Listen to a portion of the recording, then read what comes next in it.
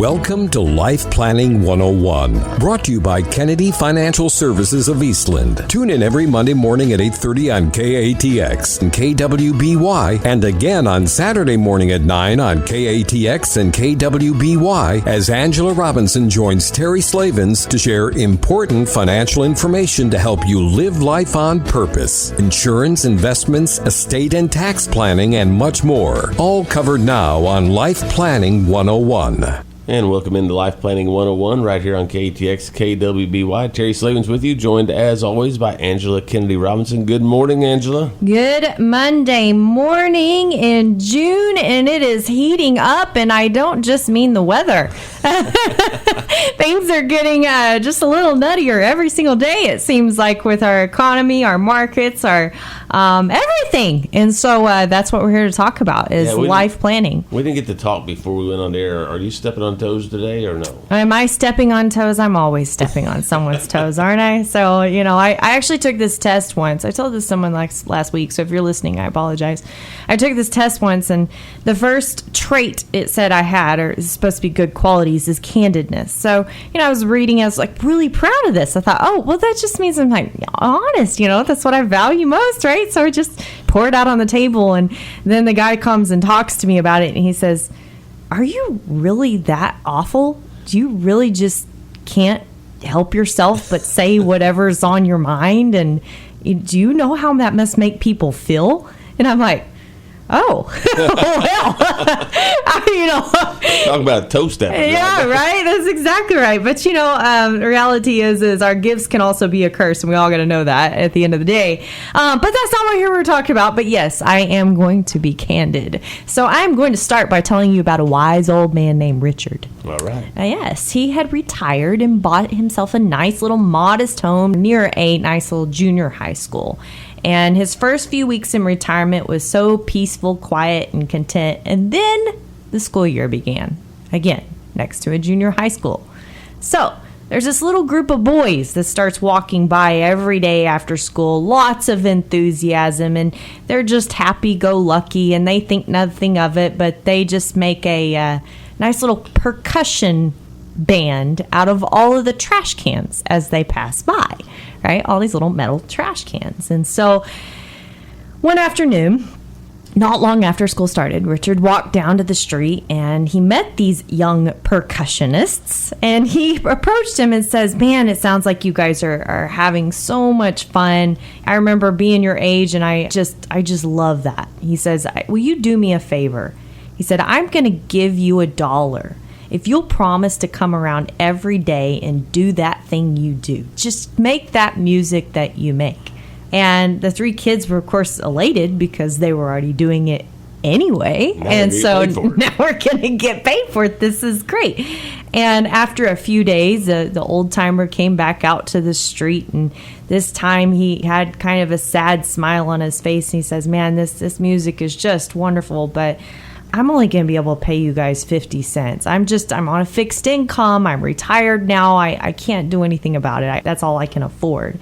And so the noisemakers were obviously a little depressed by this, but they thought, well, we weren't getting paid to begin with, so 50 cents is 50 cents, right? Well, a few days later, here comes Richard again, and he approached him and he said, look, I haven't even received my Social Security check, and I'm not going to be able to give you more than 25 cents today. Is that going to be okay? Well, one of the percussionists replies, a lousy quarter? That's all we're going to get? If you're going to waste our time, we'll go down the street and beat these cans elsewhere. We quit. And he just chuckled inside, knowing that his peace and tranquility would be returning for the rest of the school year. So I start that out because I thought, well, that is pretty wise. But, you know, the reality is that don't we always just try to force things to happen? Isn't it human nature to see an issue and try to fix it? Right. I mean, I'm surrounded by fixers in my life. I'm a fixer. I'll own it. I do it for a living, right? I mean, obviously we're planners, but don't we always want to try to fix things? We want to fix things for our kids. We want to fix things for our neighbor. We want to fix things for that hurt family member, that hurt friend, and we just want to fix them. We want to tell them how to address it head on and just get it over with and done. Right. We're fixers, right? But Richard was a little wiser than that. He knew if he went out there banging his cane, upset about things. Was he going to get anywhere with that?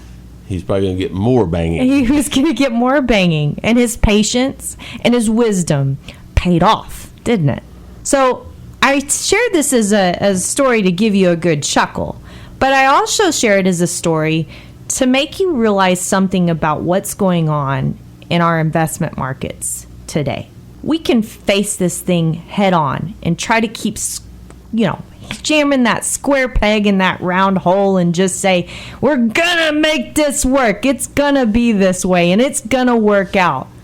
But the reality is we all need the wisdom to step back, think about our thinking, and maybe approach things from a little bit different angle of patience and discipline, which is what Richard showed us he had, right? Right. And we don't do that. It's really easy. I mean, you think about today's world, there's a lot going on. I mean, we had a whole show about #tendies. And although I had a blast, talking about that and talking about all this social media and all this crazy that's out there, we have to face the facts that that's the environment that we're living in today. We also had a Fed meet last week, and Federal Reserve, and everybody was a little bit on pins and needles about what the outcome of that would be. Was the Fed going to kill this nice little upswing we're having in the economy? Because, there is the rule of the market that you don't fight the Fed. If the Fed is raising rates, then probably things are going to start to go sour, right? So everybody was a little bit on pins and needles. And why are they on pins and needles? Because we know we have a problem. It's called inflation. And if you haven't felt it, you haven't been living. Because it's real. It's there. You go to the grocery store, and I challenge you to see how many things you can buy for $100. And then go back to a receipt that you had from a year ago and see what differences there are in those prices. Right. It's nuts. I remember we got a guy that's helping us do some remodeling at the house, and working on our bathrooms, and we're putting up cedar trim, and of course we're not doing any studs, but he says, do you realize that you can buy cedar for about the same price you can buy a stud in your wall? Is that not nuts? That's crazy. I mean, it used to be like 3 to 1, right? Right. So this is just, it's getting out of control. It's getting out of control. Our lives feel like they're getting out of control. I remember, wasn't it last year we were talking about with COVID, how things were slowing down, and this is really good because we can just have more patience and we can think about things and reflect on things and come out of this a whole new person, right? Well, somehow it's like we're trying to make up for the lost year. I don't know. Things are double down or nothing. And we're talking everything from inflation to money being poured into the market to everybody being busy and having to do this and this and this and this and this and this and this. And not to mention that politics pendulum is swinging so hard in Washington, no one even knows what to do with it. It doesn't matter if you're a Democrat or a Republican, you're scared. That's a lot. Absolutely. That's a lot. So, yes, I'm going to be candid, but I am going to tell you this. We need to learn something from Richard. We don't need to try to force this thing to get out of our way. We don't need to try to fix something that is not fixable. We need to have a little wisdom, and we need to back the train up. And we need to think about this logically. What do we need to be doing with our money, our futures, our goals, our investments, and our family right now? And that's what we're going to be talking about on Life Planning 101 when we come back.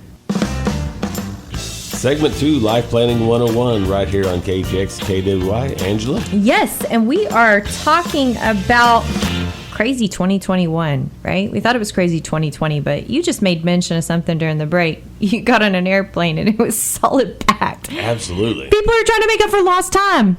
Yeah. I think our markets are too, and inflation is too. I'm not sure what the heck is going on, right? I mean, think about some of these numbers here. I just want to throw this out. So inflation, 5%. That's what we're looking at right now. I think that's low. But, it is what it is. But I want you to think about this. The U.S. dollar, the demand for the U.S. dollar. It's gone from between China and Russia's trade, it's gone from about 90% demand down to 30%. Wow. Okay. Now, that's some real things going on, right? That's some real change going on. That's not hoopla. That's not something that we just need to graze over and think nothing's going to happen to this. There's some real things happening out there. And we need to start paying attention, because if we're not paying attention, we're going to get bit. It's kind of like walking through the pasture and you got a pair of flip-flops on. Okay? Not smart. If you got flip-flops on, you need to go find you some boots. Invest in some boots, right? Because it is summertime. For several reasons. Yes, that's exactly right. So, everybody knows on the show, I love listening to Stephen Furtick. If you haven't heard him, you just gotta get on YouTube and listen to the guy. He's amazing. But, one of the things he was talking about was running to places that promise to make it better, but actually make it worse. We run to places in our life that there's a promise of things being better, but it actually makes it worse. And it reminds me of Reddit. If you think about it, #Tendies, right? Right. Promises to make it better. I was on a coaching group call, Zoom meeting. It was supposed to be live, but it's still a Zoom meeting. What was this, a couple weeks ago? And a guy was on there, and he's basically quit his company, and he's found a newfound love in trading options and following signals and doing all this. And I kind of dig a little bit. He doesn't know what I do. So he was just kind of digging around a little bit about what is actually going on. What is he doing? Well, he found the place that promises to make it better. But what he doesn't realize is the risk that's lying behind that. And one change can change everything and make it worse. Right. His entire life savings could be gone. So we think about these new shiny objects, right? And we think about all we're hearing are, the latest and the greatest, or the bandwagon. And really, the wisdom hasn't changed. If it sounds too good to be true, it probably is. Right. That has not changed. That's a constant in our life. That's something that we can rely on. But yet we keep running to things that we think are going to make it better. Cryptocurrency? That's right. And it makes it worse, right? Now, and I will say, okay, crypto probably has a place in our future. I just talked about the US dollar. Where do you want to be right now? There's never been a currency in the world that hasn't reverted back to gold when things got too bad. So is that really where you want to be? Is that where you need to be? Do you know? Are you just chasing a commercial? Are you just chasing to the place that promises to make it better? Whether it's the cryptocurrency, whether it's the gold, whether it's the Reddit, or whether it's the options, or whether it doesn't matter. It doesn't matter what it is. Because here's what I will tell you, is if it doesn't make sense for you, it doesn't make sense for you. And all of those things I just talked about have extreme risk. Remember we went through that pyramid? Right. What was this, a month or two ago? You remember where I said currencies were in regard to a risk versus return relationship? Are they low risk currencies? No. Okay, no matter how many times we put out gold commercials. Oh, the world is crashing. Buy gold now. It's not safe, okay? It's a risky investment. It's a risky investment. Until people get that through their head, they're going to continue to get hurt. We try to go find a place that's safe, and what happens, we end up hurting ourselves. And so reality is, I'm not saying gold is good or bad. I'm not saying that. I'm not saying cryptocurrency is good or bad. It probably all has a place in your portfolio, but should it be your portfolio? No. No, absolutely stinking not. Because there's much more going on in the world than just that. And I promise you this, Washington, D.C., has much changed in the last 6 months? Yes. A little bit, right? Just small amount. Okay. Whether you like that or not, when it's that much change, what do you think's going to happen during the next election cycle? We're change. Right. Back which way? Back to the other way. Yes, right. The party that's not in power now. That's right. Because nobody really likes extremes except for the extremists. Right. Our country is a middle-of-the-road country, no matter how much the news tells us we're divided. And the reality is nobody wants that extreme and nobody wants this extreme. I've talked to 100 people and they all say we should have a balance of powers. I don't think anybody disagrees with that, is to have a balance of powers. So when we have extreme powers, one direction or the other, we're going to have change in the future. And so I'm going to ask you this. Are you investing in gold today, as an example, because of what's going on today or because of what you see going on in the future? And I'm going to bet it's because of what's going on today. It's an emotional part of you that's investing. And that itself is dangerous. Why do you think they advertise? Do you think that they advertise to get you to think logically? No. No. They advertise to get you to think emotionally. Impulse buy. Right. They want you to impulse buy and have buyer's remorse. That's what they want. Because once you have buyer's remorse and you've locked in that 17% commission, you can't get rid of it. It's there. It's permanent. You just took a 17% hickey. That's what they're doing on those commercials. And that's not right. It's not right to play on people's emotions. I don't agree with it, but it's the law of advertising. It's been around since I don't know when, right? It's just what it is. And there are two emotions that people have in life, and it's fear and greed. Which one are you living in right now? Are you living in the fear or are you living in the greed? And I'd be willing to say that you got a little bit of both going on. Sure. FOMO, fear of missing out. We've all got that. Otherwise, we'd all be sitting in cash at the height of the market, right? Yes. We don't do that. We don't do that because we have a fear of missing out. This is going to go on forever, man. This is so cool. Hashtag Tendies. But at the same time, Nothing lasts forever. nothing lasts forever. And then we have the other extremists. Oh my gosh, this is going to fall apart. I got to go to all cash. It's going to be horrible. It's going to be horrible. And then we have 12% inflation. And guess what? You just lost 12% on your money for the year. So which is right? That's pretty hard hit, right? Sure. And I think of it kind of like the news. I wonder how many of you are news watchers. Probably a lot. Otherwise, how did these big networks get so big, right? So the news is on all week. And you've watched all week, Monday through Friday. Are you smarter or dumber by Friday? I'm going to leave you with that question. When we come back on Life Planning 101, I'm going to tell you why I asked you that question.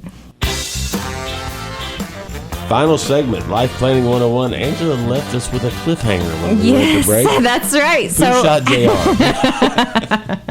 Right. So are you smarter or dumber after watching the news all week? And I'll let you answer the question. But the reality is the news is not so interested in informing us anymore, right? It's not about information. It's about persuasive talk. It's about advertising. And I'm just wondering, what are you filling yourself with every single week?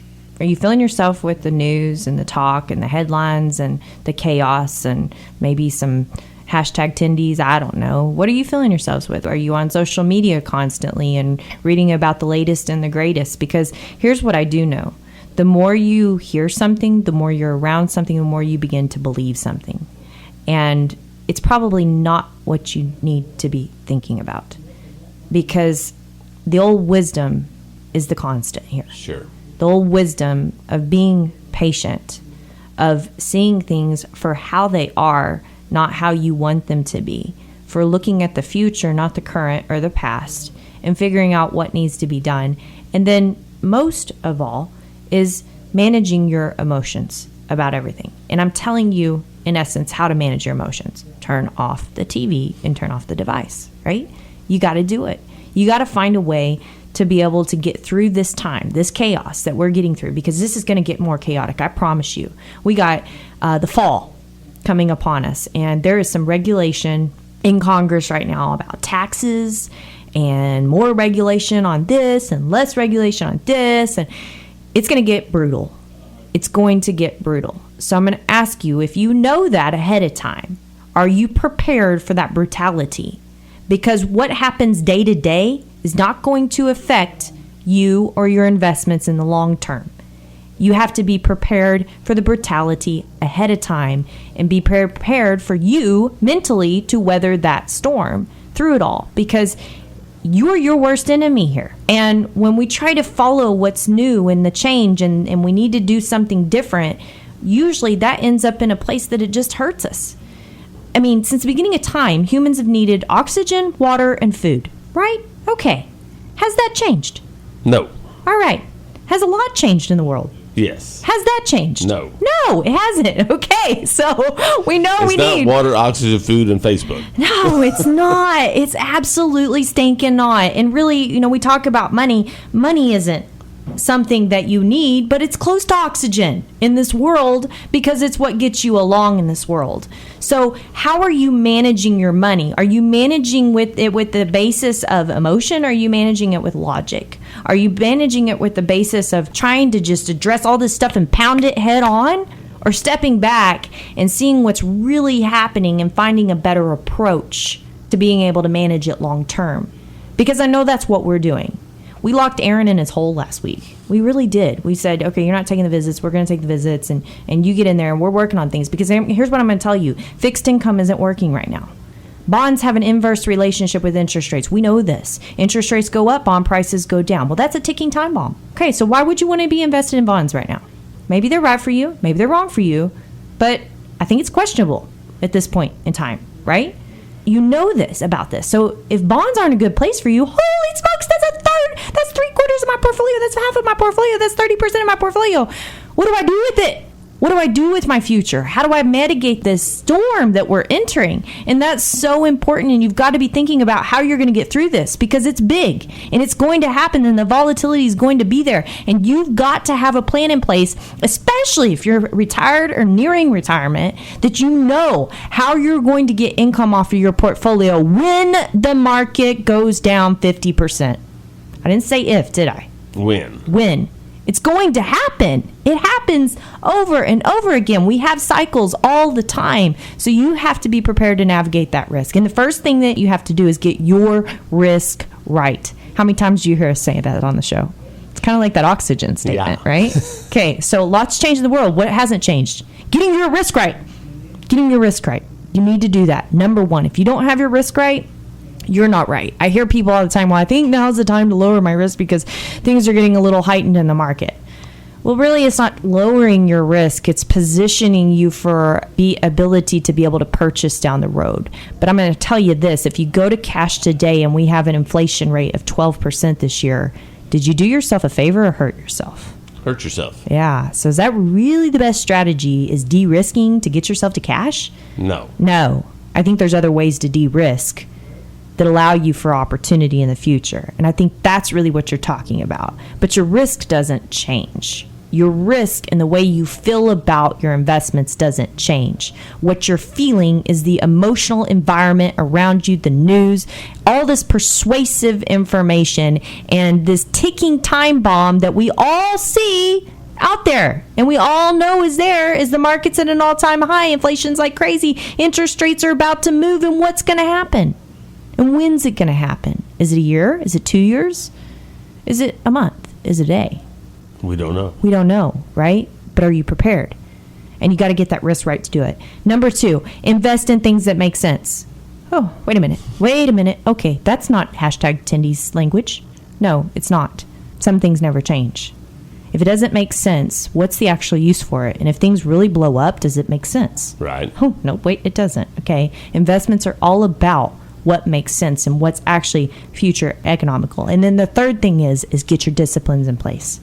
Make sure you have your disciplines in place, because if you don't, when things start to fall apart, what are you going to do? Fall apart, yeah. Right. Absolutely. So you've got to have your disciplines in place. And if that means getting an advisor to coach you and work you through it, hey, we apply for the job, right? So get some help. It's extremely important. I think now is the most critical time that we have encountered in the investment world in the last 30 years. Wow. Yeah.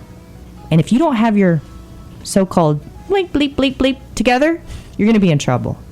So get it together. Get on it and do it now. My name is Angela Robinson with Kennedy Financial Services. God bless everyone. Have a great week, and tune in next week for Life Planning 101. As for Life Planning 101, brought to you by Kennedy Financial Services of Eastland. Tune in every Monday morning at 8:30 on KATX and KWBY, and again on Saturday morning at 9 o'clock on KATX and KWBY for more Life Planning 101. Advisory services offered through Smart Money Group, LLC, a registered investment advisor. Securities offered through Calton & Associates Incorporated, member FINRA SIPC. Kennedy Financial Services Incorporated is an independent of Calton & Associates Incorporated and Smart Money Group, LLC.